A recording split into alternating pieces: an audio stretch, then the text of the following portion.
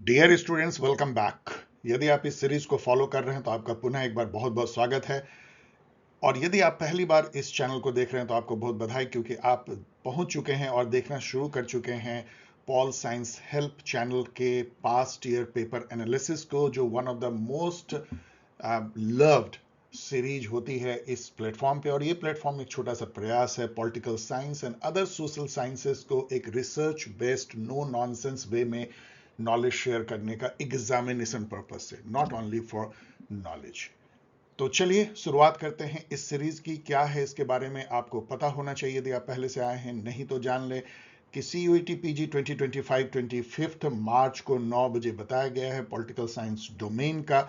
उसकी जो past 3 years के पेपर हैं 24, 23 और 22, उसको एनालाइज करने का एक पर्टिकुलर थीम, इंटरनेशनल रिलेशन के केवल क्वेश्चन को पिक किया है हमने, और उसको एनालाइज कर रहे हैं with lot of analysis, additional information and tips and trick to crack such questions in the coming CUET PG exam, जो यूजफुल होगा JMI, AMU, CPET, उड़ीसा के लिए CPG, Assam and many other PG entrance test जो अभी भी बाहर हैं CUET PG के। Let us begin.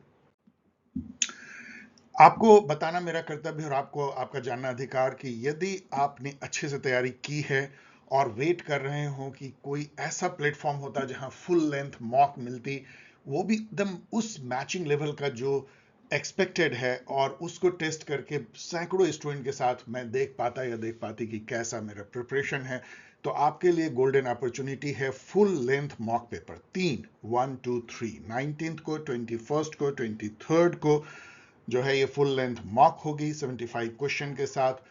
लगभग उसी तरह के पैटर्न को मैच करने की कोशिश की जाएगी जैसे एक्चुअल CUET PG में आती है। नॉट ओनली दैट, इसमें आपको just after mock live sessions होंगे जिसमें पूरी पेपर को एक्सप्लेन की जाएगी, डाउट क्लियरिंग सेशंस होंगे, और उसके आंसर की और एडिशनल इंफॉर्मेशन की PDF भी प्रोवाइड की जाएगी। Then just before the examination there will be a counselling session कि कैसे एग्जामिनेशन को लिया जाए, और एग्जामिनेशन के बाद भी 2-3 सेशन होंगे, एक तो उसी रात जिस रात एग्जामिनेशन होगी, और फिर जिस दिन आंसर की रिलीज की जाती है चैलेंज करने के लिए, और रिजल्ट के टाइम में भी। यदि आप इस ब्यूटीफुल प्रोसेस का पार्ट बनना चाहते हैं तो आप इस मेल ID पे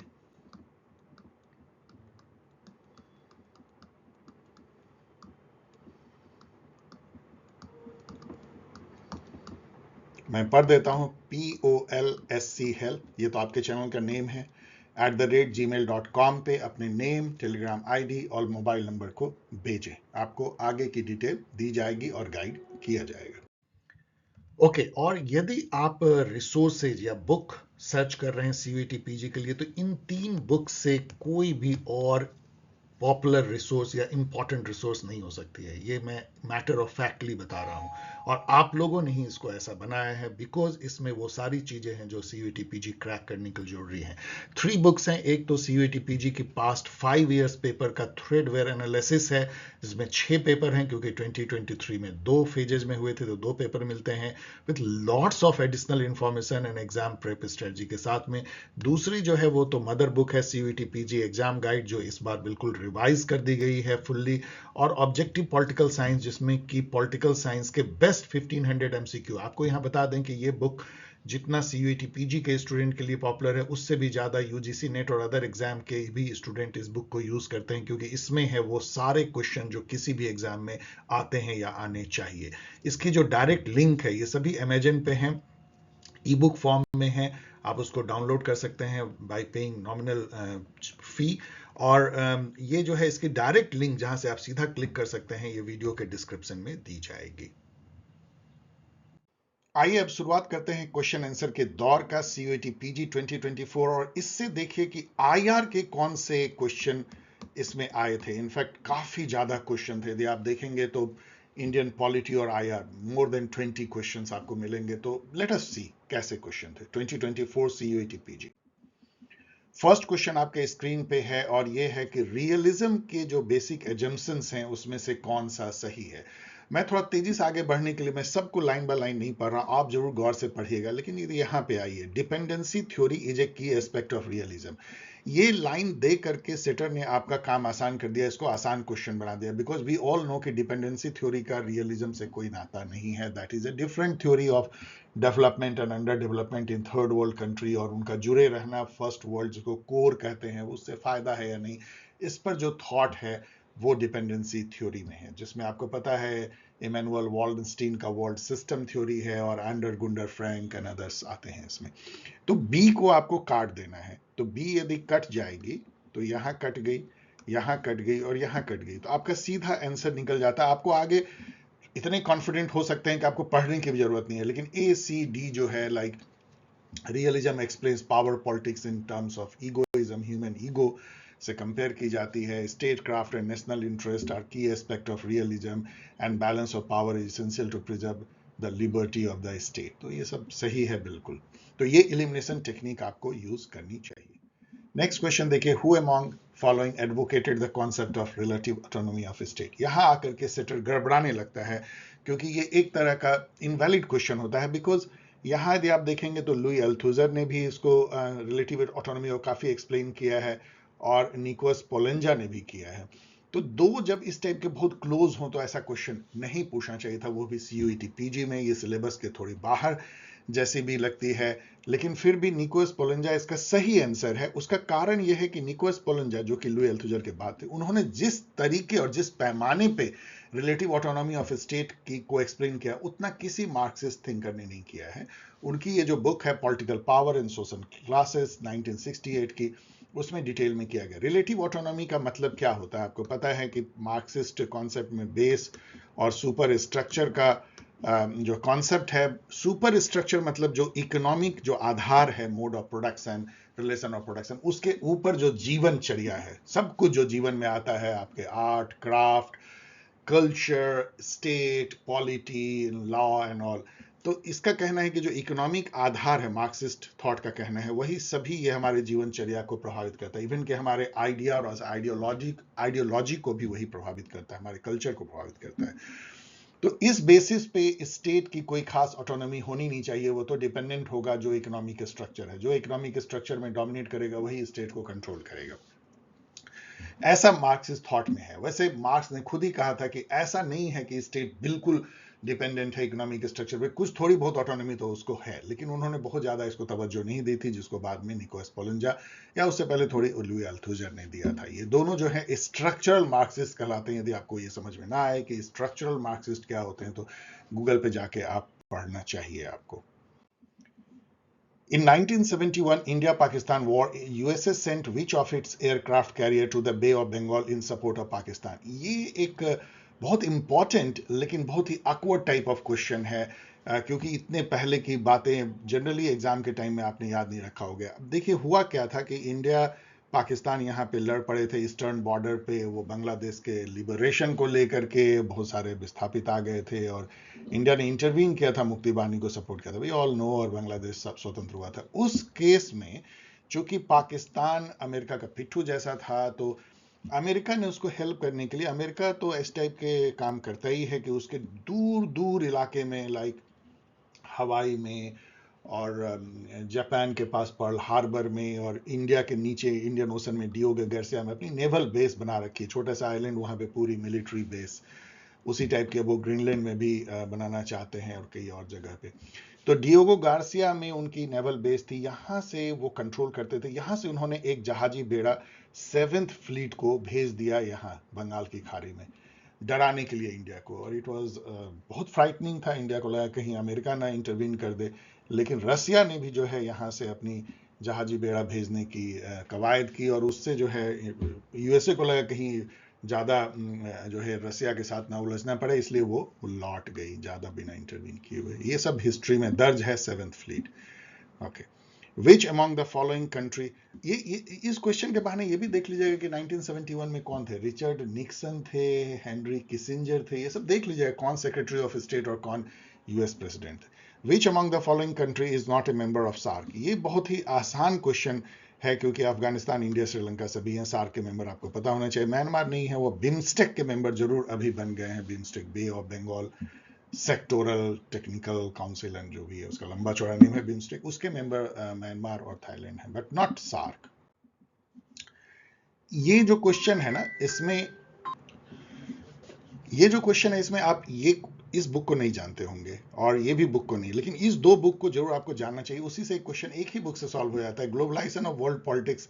सभी स्टूडेंट इस बुक को पढ़ते हैं, बायलिस स्टीव स्मिथ की, तो इसलिए ये तो सीधा मैच्ड है। और बी का 2 यदि आप देखेंगे तो यही 50-50 आप खेल सकते हैं। लेकिन इससे भी आसान है, power a radical view. All student should know कि ये बुक स्टीवन ल्यूक्स ने लिखा है, जिसमें उन्होंने 3 dimension of power, 3 faces of power की बात की है, जिसमें कि फर्स्ट फेज तो बहुत ऑब्वियस है कि एक आदमी दूसरे आदमी को कंट्रोल करता है अपने पावर के थ्रू, और दूसरी है कि कैसे एजेंडा सेटिंग जो है पावर का फंक्शन है, मतलब आप एजेंडा में आने ही नहीं देते हो कुछ चीज, आपके पास पावर है, या कुछ चीज को ले आते हो। और थर्ड डायमेंशन ऑफ पावर वो कहते हैं वो है जिसमें कि आप जिसको डोमिनेट करते हो उसके दिमाग पे कंट्रोल कर लेते हो, उसके आइडियाज आइडियोलॉजीज पे कंट्रोल कर लेते हो, उसको पता ही नहीं चलता है कि आप उसको डोमिनेट कर रहे हो या आप उसको कंट्रोल कर रहे हो, और वो अपने को कंट्रोल होने में ही उसको लगता है कि उसकी भलाई है। इस टाइप का जो इंसीडियस है, सबसे खतरनाक फॉर्म ऑफ पावर है, उसको वो radical face of power, third dimension कहते हैं, जिसको कि एंटोनियो ग्राम्स्की ने हेजोमनी कहा, और उसको कई तरीके से एक्सप्लेन किया जाता है। सो सी का 3 तो यहाँ पे आप देखें कि ये सीधा क्रैक हो जाता है। तो इससे जो है इन दोनों को भी मैच कर लीजिए। An unwritten future realism and uncertainty in world politics, Jonathan Kirshner, and reason and power, the structure of international security, Barry Buzan. यहाँ पे बैरी बुजान के बारे में मैंने कुछ दिया है, बहुत ही फेमस थिंकर हैं, Copenhagen school of security studies का पढ़ लीजिएगा। Okay, which among the following political thinker is the author of the book Maneuvers? ये क्वेश्चन आपको बम कर सकता है, डिफिकल्ट लेवल क्वेश्चन, क्योंकि नॉर्मली सिंथिया इनलोए के बुक जो है बनाना बीचेज एंड बेसिस को स्टूडेंट याद करते हैं। Is very famous international relation feminist thinker, और उनकी बुक भी इतनी फेमस है। मैनूवर उतनी फेमस नहीं है, लेकिन उन्होंने पूछ दिया है तो डिफिकल्ट, बट उन्होंने ही ये लिखा है, तो उनकी क्यों ना अदर बुक्स भी देख लिया जाए, यहाँ पे मैंने दिया है। जे एन टिकनर को कभी आप भूलिएगा नहीं, क्योंकि इससे ज्यादा क्वेश्चन पूछा जाता है। C is the prime feminist international relation thinker, जिन्होंने कि हांस मार्गनताउ के 6 जो क्लासिकल रियलिस्ट प्रिंसिपल हैं उनको रीफॉर्मुलेट किया था फेमिनिस्ट पर्सपेक्टिव से। Which of the following are the principal organ of United Nations Organization? तो आपको जरूर ये 6 जो प्रिंसिपल ऑर्गन है आपको याद होना चाहिए। यूएनजीए, यूएनएससी के अलावा इकोसॉक है, economic and social council, trusteeship council, और आईसीजे और यूएन सेक्रेटरीट। तो इसमें आप देखेंगे तो यूनेस्को बिल्कुल नहीं, यूनेस्को एक स्पेशलाइज एजेंसी है, इसलिए सी को यदि आप एलिमिनेट कर दें, मतलब यहाँ पे एलिमिनेट कर दें, तो सी और आपका आंसर इससे मिल जाता है। ये भी आसान है क्योंकि 1-2 से ही बात बन जाएगी। Simla accord we all know 71, okay 71 या 72 था, चेक कर लीजिएगा, मुझे तो 72 याद आता है, आई डोंट नो, बट ठीक है 71 लिखा है। बी का 1, और बी का 1 से ही ये क्रैक हो जाता है। इसका मतलब कि तास्कत जो है जनवरी 1996 है। यूएस इंडिया न्यूक्लियर डील की शुरुआत 2005 में होती है, उसकी परिणति 2008 में होती है, और गंगा वाटर शेयरिंग बांग्लादेश के साथ 1996 में। तो आसान है ये। ये क्वेश्चन बहुत ही पिकुलियर इस type question, I don't know why they ask. अब इसको मैं पढ़ देता हूँ। Latin America provides the best instance of technocratic culture.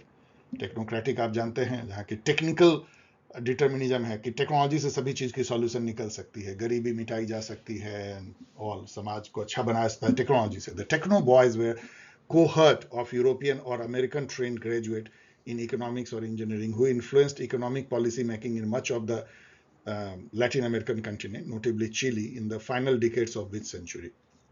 अब कोहर्ट का यहाँ मतलब होता है कि जैसे आप अभी जितने लोग सीयूईटी पीजी दे रहे हैं, ये जो बच्चे हैं, ये एक कोहर्ट है। कोहर्ट मतलब सेम एज ग्रुप के जो साथ साथ आप जीवन जीते हैं। जब आप बूढ़े होंगे तो वो भी बूढ़े होंगे आपके साथ, ये कोहर्ट है। तो वो कोहर्ट जो है जिसमें कि मेनली इकोनॉमिक्स और इंजीनियरिंग के ग्रेजुएट थे और अमेरिका में पढ़े हुए थे, उन्होंने जो है लैटिन अमेरिका के जो है पॉलिसी मेकिंग को कंट्रोल किया, टेक्नोक्रेटिक या टेक्नो बॉयज कह लीजिए उनको। तो ये कब हुआ होगा? ये कॉमन सेंस का क्वेश्चन है। आपको पता है कि इंजीनियरिंग और इकोनॉमिक्स की पढ़ाई अमेरिका में 20th सेंचुरी में ही जो है पॉपुलर हुई। तो ये 20th सेंचुरी से पहले हो ही नहीं सकता है। ऐसा नहीं है कि 1857 में से वहां पढ़ाई हो रही थी। तो एक ही 20th सेंचुरी का ऑप्शन है, इसलिए बहुत ही आसान बन जाता है यदि आप अपने दिमाग को ठंडा रखें तो। नेक्स्ट क्वेश्चन देखिए, अगेन लैटिन अमेरिका से है। ये पूछते हैं कि लैटिन अमेरिका की पॉलिटी का क्या फीचर है इसमें से, ऐसे पूछ रहे हैं। Highest number of women president, highest number of elections होते हैं वहाँ, highest level of regime instability होती है, highest level of economic development.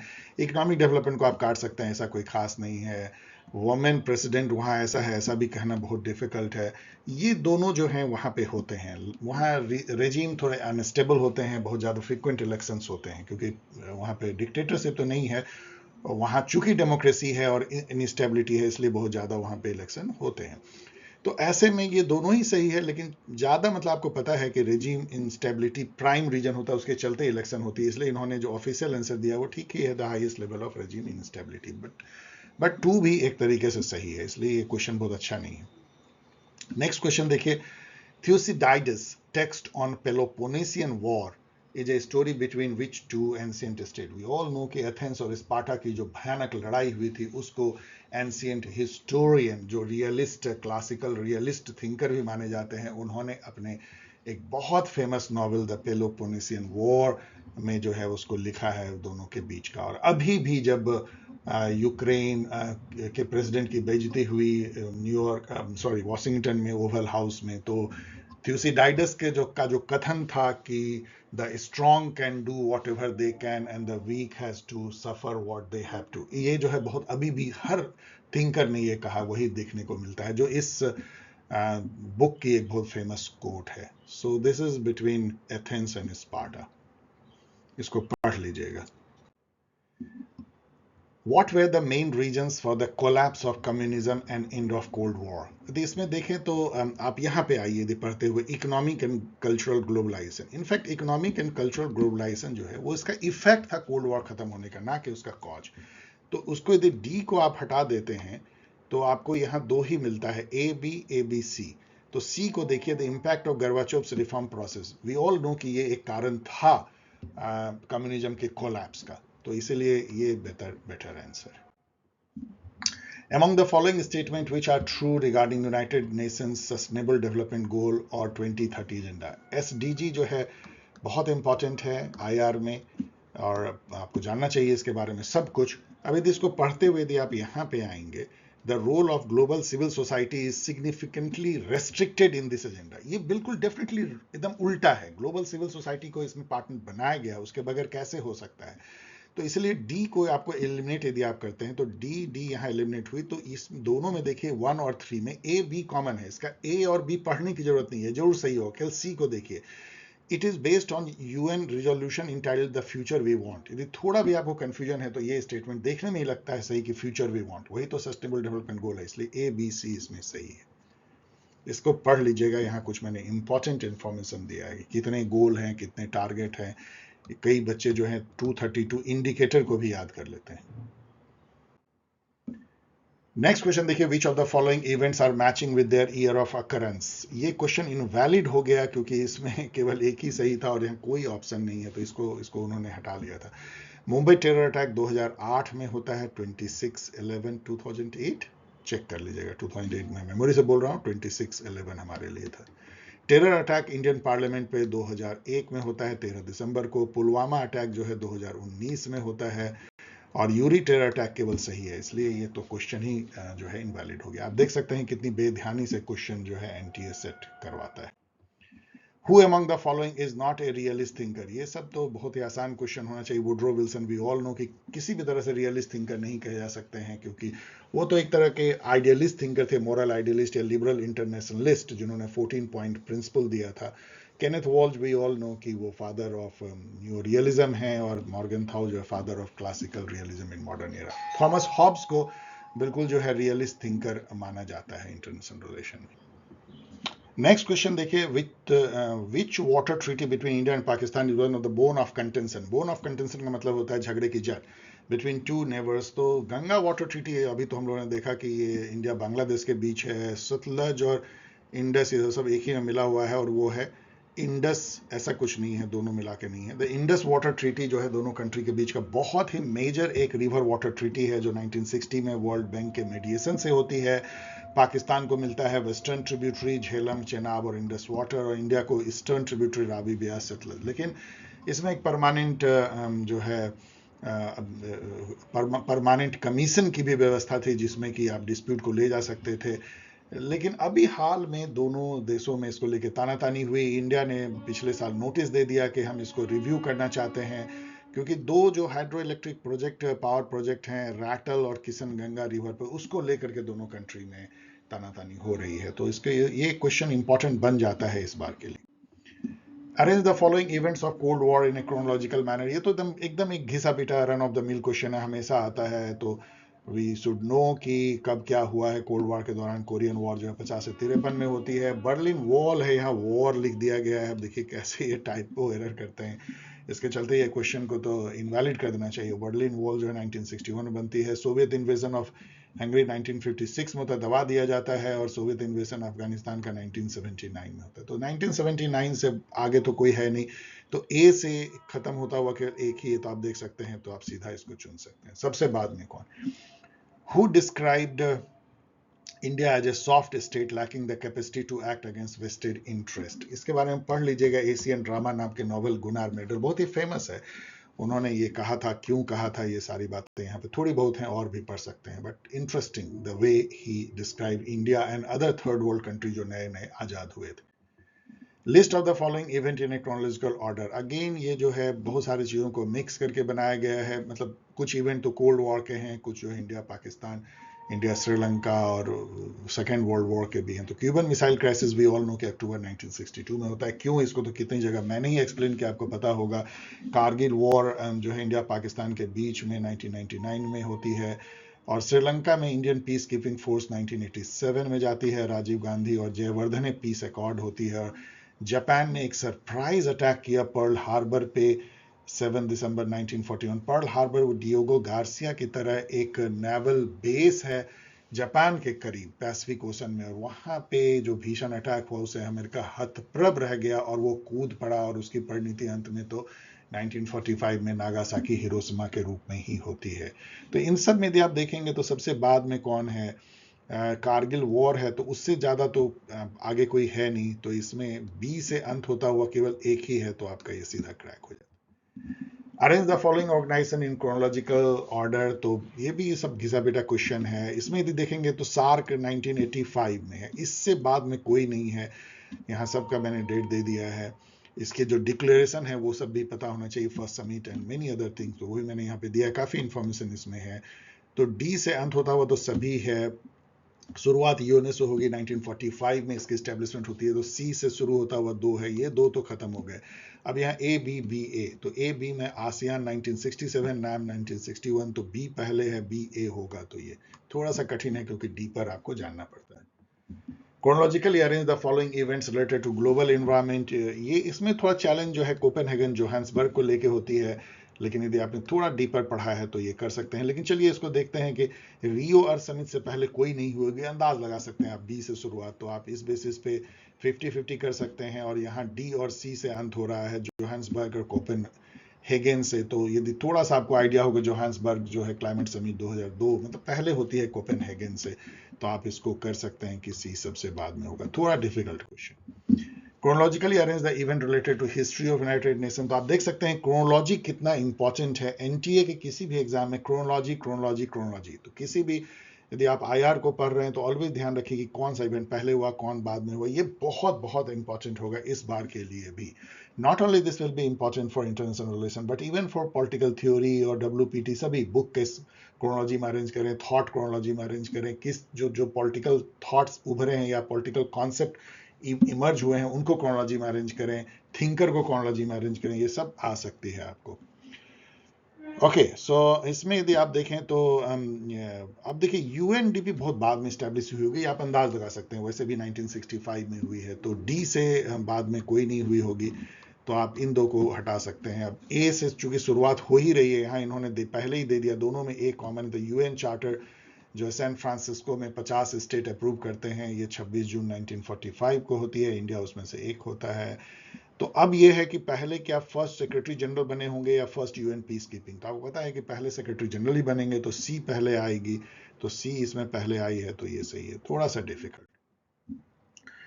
ये फाइनल क्वेश्चन है जो कि इतना आर्बिट है कि मैं इसको कोई डिस्कस नहीं कर रहा हूँ। ये गलत फलत भी है, मैंने नेट पे देखने की कोशिश की थी, SAARC development fund arbitration council, ये सब कौन याद रखता है, इसके ऑप्शन 3 सही है। इस तरह के क्वेश्चन को तो मैं बोलूंगा इसको just RIP, rest in peace sort of छोड़ दीजिए।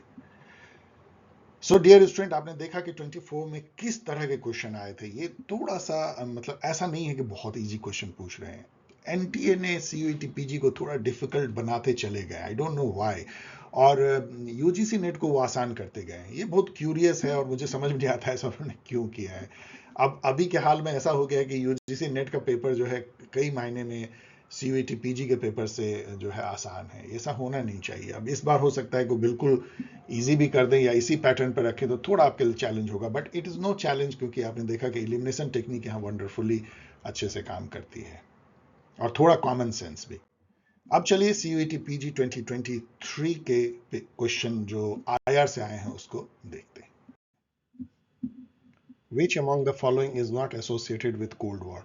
ये क्वेश्चन चैलेंज करने लायक था। इसमें कुछ एरर मुझे लगता है, क्योंकि इसमें देखिए क्रिएशन ऑफ बिजोनिया तो काफ़ी आपको बम्प कर सकता है। ये बहुत छुपा हुआ फैक्ट है, मैंने यहाँ पे दे दिया है, पढ़ लीजिएगा। ये यूनाइटेड किंगडम और यूनाइटेड स्टेट ने अपने जो जीता था जो जर्मनी के टेरिटरी को, उसको मिला करके एक बिजोनिया बनाया था। ये तो बहुत ही छुपा हुआ फैक्ट है। तो वो कोल्ड वॉर से रिलेटेड कैसे हो सकता है, बिकॉज ये तो उस समय तक कोल्ड वॉर शुरू भी नहीं हो पाया था, वो तो पोस्ट वर्ल्ड वॉर मतलब पीरियड का है भी नहीं।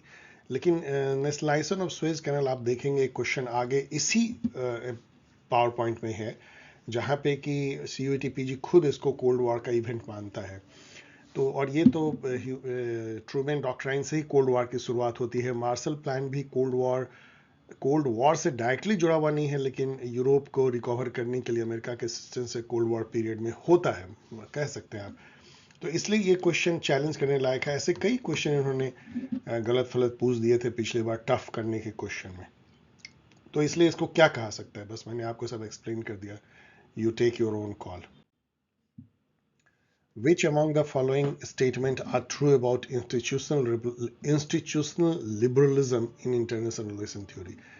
पहले तो आपको लगेगा कि ये इंस्टीट्यूशनल लिबरलिज्म कहीं आप कंफ्यूज कर रहे हो, लेकिन देखिए जो लिबरलिज्म है, जो नियो लिबरलिज्म भी कह सकते हैं, उसको आप लिबरल इंस्टीट्यूशनल लिबरलिज्म भी कह सकते हैं, क्योंकि वो इंस्टीट्यूशन पे बहुत भरोसा करता है।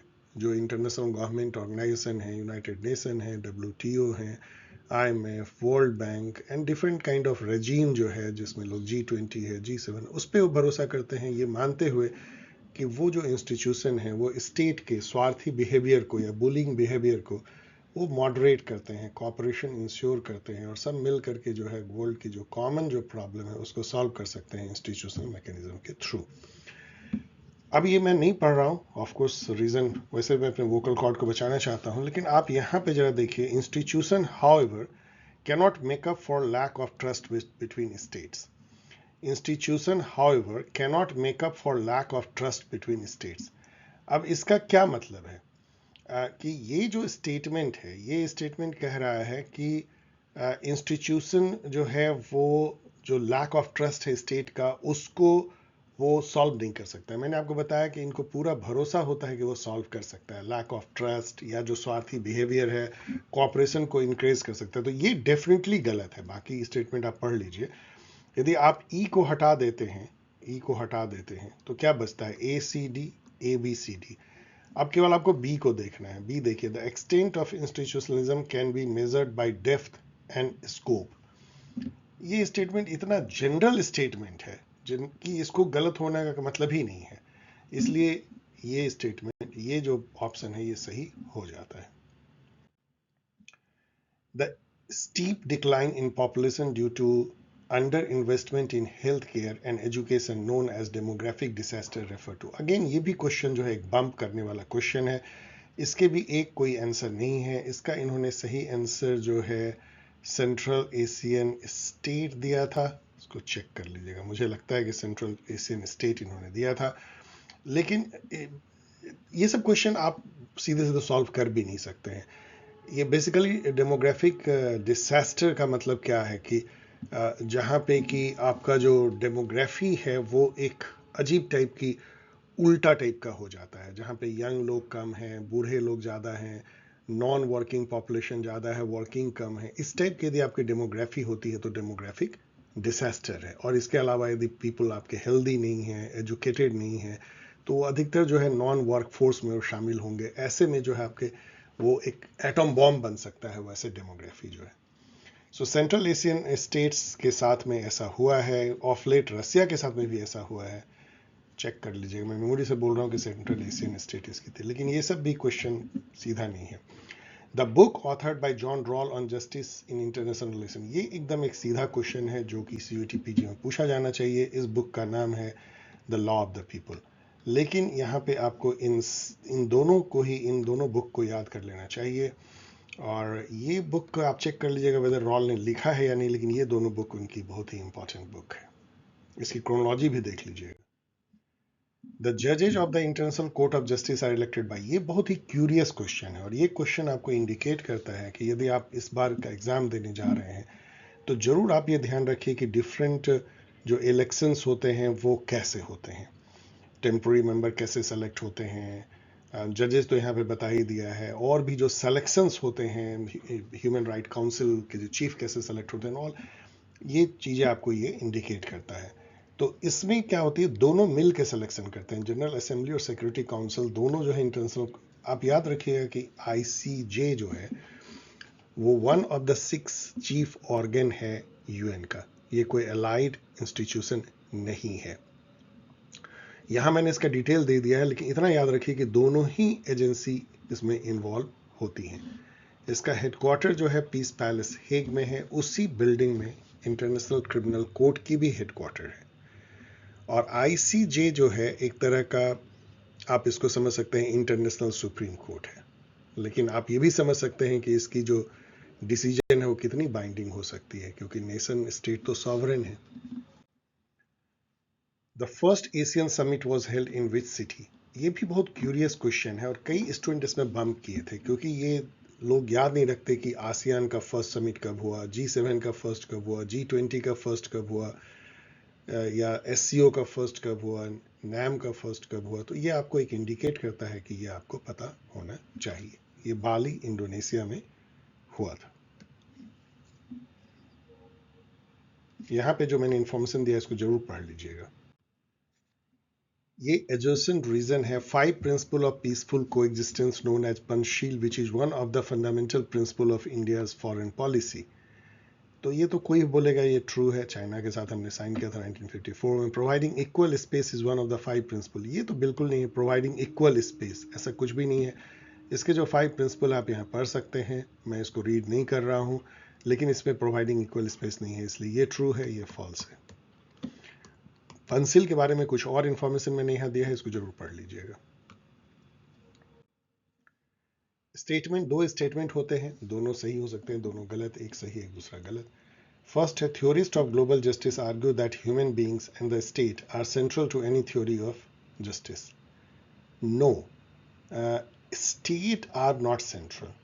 आप ध्यान रखिए, क्योंकि ग्लोबल जस्टिस के थ्योरी में ये है कि ह्यूमन बींग्स तो ठीक है इंपॉर्टेंट है, लेकिन कोई भी जो एक हिरार्किकल ऑथोरिटी जो ह्यूमन को रिप्रेजेंट करता है, उसकी कोई ग्लोबल जस्टिस में जरूरत नहीं है। सीधे ह्यूमन कम्युनिटी जो है आपस में कम्युनिकेट कर सकते हैं, डिलिब्रेट कर सकते हैं, और ग्लोबल जस्टिस इस्टेब्लिश करने की कोशिश कर सकते हैं। स्टेट के थ्रू ही आना कोई जरूरी नहीं है। So this is false. Thomas Pogge rejected the existence of institutional precondition for justice as global. यही बात मैं कह रहा था कि थॉमस पॉग एंड कोई भी ग्लोबल जस्टिस के जो थिंकर होंगे वो कहेंगे कि किसी भी इंस्टीट्यूशनल प्री कंडीशन को हम नहीं मानते, कि आपको स्टेट के थ्रू ही आना होगा। तो ये ट्रू है, इसको आप पढ़ लीजिएगा, वही बात जो मैं कह रहा हूं यहाँ पे लिखी हुई है। ये क्वेश्चन जो है ये सब बहुत ही अरबी टाइप क्वेश्चन होती है कि फुल फॉर्म NSSP का क्या है, जो कि इंडिया और यूनाइटेड स्टेट के बीच में पैक्ट हुई थी, लेकिन आप कॉमन सेंस से इसको सॉल्व कर सकते हैं क्योंकि यदि आप देखेंगे कि इसका क्या हो सकता है, तो इंडिया यूएस का पैक्ट है, पैक्ट पहले ही लिख दिया, तो क्या नेक्स्ट स्टेप इन स्ट्रेटेजिक पार्टनरशिप, बहुत अच्छा लगता है। तो स्ट्रेटेजिक पार्टनर हम यूएस के होते जा रहे हैं। National security in strategic partner, ये बिल्कुल कैसे नेशनल सिक्योरिटी कैसे इंटरनेशनल पैक्ट में आएगा। Next step in security program, ये भी हल्का लगता है इससे। और न्यूक्लियर सप्लाई सपोर्ट पार्टनरशिप, आपको पता है कि इंडिया न्यूक्लियर सप्लाई ग्रुप में है भी नहीं, तो केवल एक ही आपको सही दिखता है, आप कॉमन सेंस है। और ये सब क्वेश्चन सॉल्व करने के लिए आपका जो ब्रेन सेल है उसको कूल होना पड़ेगा, और उसके लिए जरूरी है कि आपको घबराना नहीं है एग्जाम में। इसलिए एग्जाम आपके कैरेक्टर का भी टेस्ट होता है, ध्यान रखिएगा। Arrange the following in chronological order according to the year of joining the European Union, European Council. ये क्वेश्चन आपको लगेगा कि ये मैं कैसे याद रखूंगा या रखूंगी कि कौन कब शामिल हुआ, लेकिन यहाँ पे क्रोएशिया है, और क्रोएशिया 2013 में शामिल होता है यूरोपियन यूनियन में। इसके बाद कोई कंट्री शामिल नहीं हुआ है। उसके बाद निकला जरूर है ब्रिटेन, ये 28th कंट्री के रूप में शामिल हुआ था। बाद में ब्रिटेन के निकलने से ब्रेक्जिट वो 31 जनवरी 2020 को निकला था, उससे फिर 27 पे यूरोपियन यूनियन की मेंबरशिप रह गई है। क्रोएशिया से एंड होता हुआ, बी से एंड होता हुआ केवल एक ही ऑप्शन है, इसलिए आपको बाकी जानना भी नहीं है, उसको टिक मार देनी। ये सब इस तरह के स्मार्ट ट्रिक यदि आप नहीं अपनाएंगे तो आप बहुत सारे क्वेश्चन को नहीं सॉल्व कर पाएंगे। On the question of state sovereignty, issue of global concern cannot challenge external sovereignty of the state. Issue of global concern cannot challenge, ये उल्टा है, can challenge। ग्लोबलाइजेशन जो है स्टेट सॉवरेनिटी को चैलेंज करता है, डाइल्यूट करता है। तो आप ए को जो है ए को आप निकाल दीजिए, यहां है such issue cannot bring multilateral pressure on decision making of the state. They can bring, इसलिए बी को भी निकाल दीजिए। तो इसके बाद क्या बच जाता है, केवल C D. Human right movement affect the policy of internal security of the state, yes. आप जम्मू कश्मीर में देखिए कि इंडियन गवर्नमेंट कुछ करना चाहती है, ह्यूमन राइट का ह्यू एंड क्राई शुरू होता है। Human right issue are also deployed by the states to influence each others decision, US तो हमेशा करती है, तो सी एंड डी। तो आप एलिमिनेट करके भी इसको कर सकते हैं। स्टेटमेंट 1 है during the first wave of democracy, ये हटिंगटन की जो 3 वेव डेमोक्रेटाइजेशन है उस पर ये क्वेश्चन है, बहुत ही फेमस है, आप लोगों ने पढ़ा होगा। तो ये कहते हैं कि during the first wave of democracy 1828 से 1926 में nearly 30 countries including Germany establish democratic institution, रख लीजिए इसको। तो ट्रू है, the first wave of democracy was partially reverse. वो कहते हैं कि हर वेव के बाद एक रिवर्स वेव भी आती है, इस बीच में कितना फासिज्म हुआ और कितने कंट्री जो है नॉन डेमोक्रेटिक हो गए, तो ये भी जो है ट्रू है, Germany, Italy, Japan and all.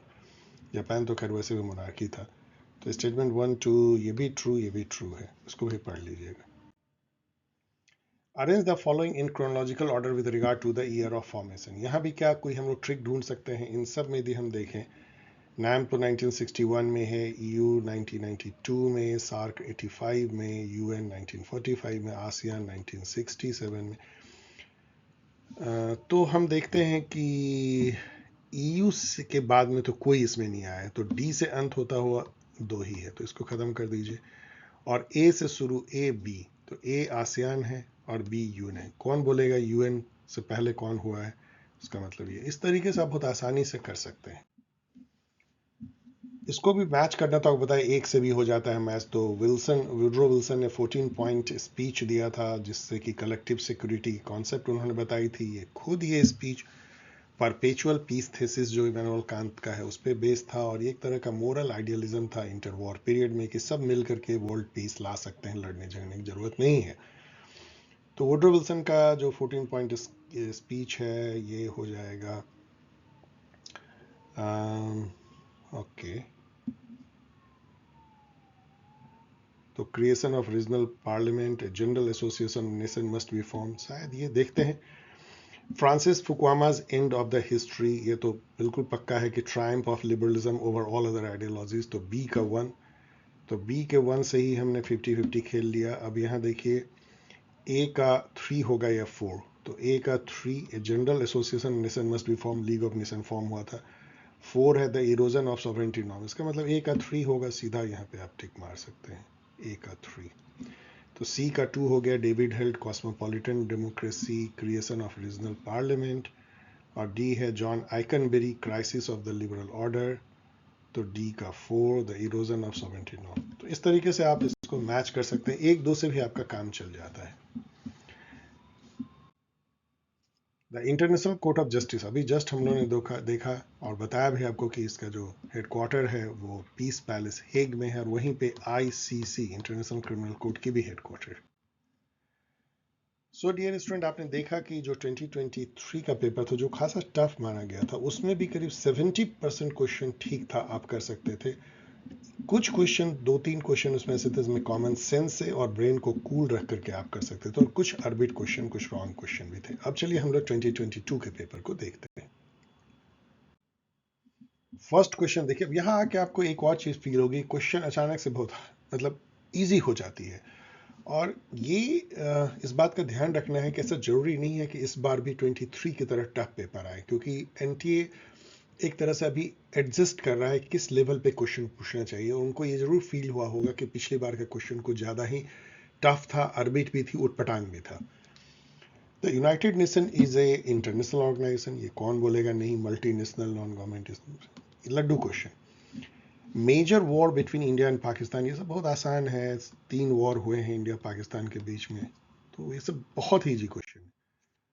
Who among the following thinker is known as realism, realism मतलब father of realism in modern time आप कह सकते हैं मॉर्गन थाउ को। कोहेन यहाँ पे दिखते हैं आफ्टर हेजेमनी के ऑथर, जिन्होंने कॉम्प्लेक्स इंटरडिपेंडेंस की कॉन्सेप्ट दी है जोसेफ ने के साथ में, एक नियो लिबरल थिंकर। जोसेफ ने इनके साथ में मिलकर के complex interdependence and soft power नाम की बुक भी उन्होंने लिखी है। इमैनुअल वॉलस्टीन जो है ये जाने जाते हैं वर्ल्ड सिस्टम थ्योरी के लिए, सब मैंने यहाँ पे दिया है। सार्क कब फाउंड हुआ था, we all know, easy question. 2 super power जो कोल्ड वॉर में थे, यूएसए एंड यूएसएसआर, इसमें कुछ स्टूडेंट बहुत क्यूरियसली जो है कंफ्यूज करके उन्होंने रसिया मार दिया, और ये क्वेश्चन केवल आपके नर्वसनेस को टेस्ट करता है कि आप जल्दी से देखते हैं यूएसए रसिया और मार देते हैं, आगे देखते ही नहीं है। इस टाइप की आपकी नेचर है तो ये क्वेश्चन आपके लिए चैलेंज आ सकता है। Which of the following is not a key feature of India's Act East policy? Act East policy Modi ji लाए थे, जो कि ईस्ट जो लुक ईस्ट पॉलिसी के ऊपर बिल थे। लुक ईस्ट पॉलिसी 1991-92 में नरसिम्हा राव लेकर के आए थे, और बेसिकली ये था कि हमें अपने ईस्टर्न नेबर जो आसियान कंट्री है उधर थोड़ा और ज़्यादा ध्यान देना चाहिए। और उसका रिजल्ट ये हुआ कि आसियान और इंडिया के बीच में काफ़ी ज़्यादा पार्टनरशिप बढ़ी, हम उसके स्ट्रेटजिक कम्प्रिहेंसिव स्ट्रेटजिक पार्टनर बने, और आसियान आज के डेट में सबसे बड़ा ट्रेडिंग पार्टनर भी इंडिया का है। तो इसमें से कौन नहीं है? To boost economic and strategic security, to develop strong relation with Indo Pacific nation, Indo Pacific nation, चलिए देखते हैं। To emerge as a regional super power, ये आउटलैंडिश स्टेटमेंट है, to emerge as a regional super power, no, ऐसा कोई statement हो ही नहीं सकता है, इसलिए इसको आप निकाल दीजिए, बाकी सब सही है, पढ़ लीजिए। अब यहाँ पे देखिए जो साइन करने की जो मैच करने की है, उसमें 1-2 से अब काम हो जाएगा। जो एनपीटी, वी ऑल नो कि एनपीटी 1968 में साइन हुई है, तो बी के 1 से ही आपने 50-50 खेल लिया। और जिनेवा प्रोटोकॉल जो है 1921, जिनेवा प्रोटोकॉल कई हुई हैं, 1925, 49, 54 एंड ऑल, तो 25 यहाँ पे है, ए का 2 और ए के 2, तो इससे तो खैर दोनों ही इसमें होते हैं। और सॉल्ट 2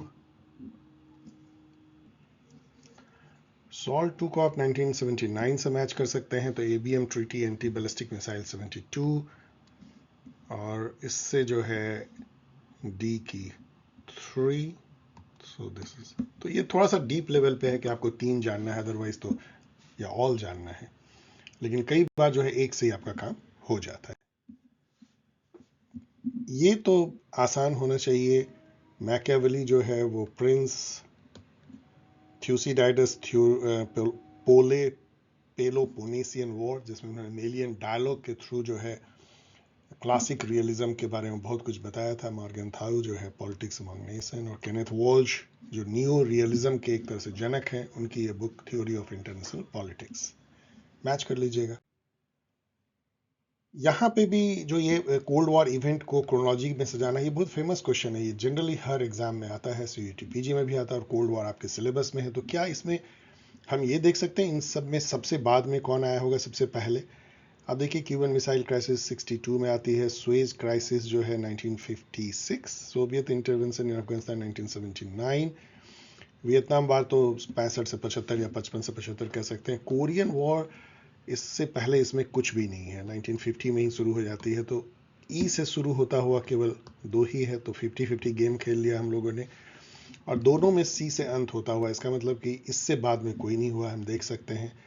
अब यदि हम देखें कि सुएज जो है 56 में होती है और क्यूबन मिसाइल जो है वो 62 में, इसका मतलब बी ए होना चाहिए। इसमें ए बी है, इसको हटा दीजिए, बी ए है, ये है। तो इस तरीके स्मार्टली आप जो है एक ही दो से आप जान सकते हैं, पूरे जानने की जरूरत क्रोनोलॉजी में नहीं होती है। नाम के बारे में आपको सब कुछ पता होना चाहिए। इसमें देखिए नाम, अब इसमें करेक्ट कह रहा है, तो हम इनकरेक्ट क्यों ना देखें, क्योंकि 4 स्टेटमेंट है। तो नाम supported the policy of imperialism, ये आपको कितना हेल्प करता है। ऐसे outlandish statement, crude statement, hard statement generally wrong होते हैं। तो ई को खत्म कर दीजिए, तो एक ही बचता है, वो है, ये तीनों हट गए, this one. Who is the author of the book engaging India diplomacy democracy and bomb? आपको लगेगा भाई ये कैसे जान सकते हैं, लेकिन इसमें केवल एक ही फॉरेनर है, स्ट्रॉप टैलबॉट, और सभी इंडियन है। इस तरह की बुक का टाइटल केवल एक फॉरेनर ही लिख सकता है, आप ये कॉमन सेंस से समझ सकते हैं। The US Indian Nuclear Cooperation Approval and Non-Proliferation Enhancement Act was signed in the year. तो ये जो है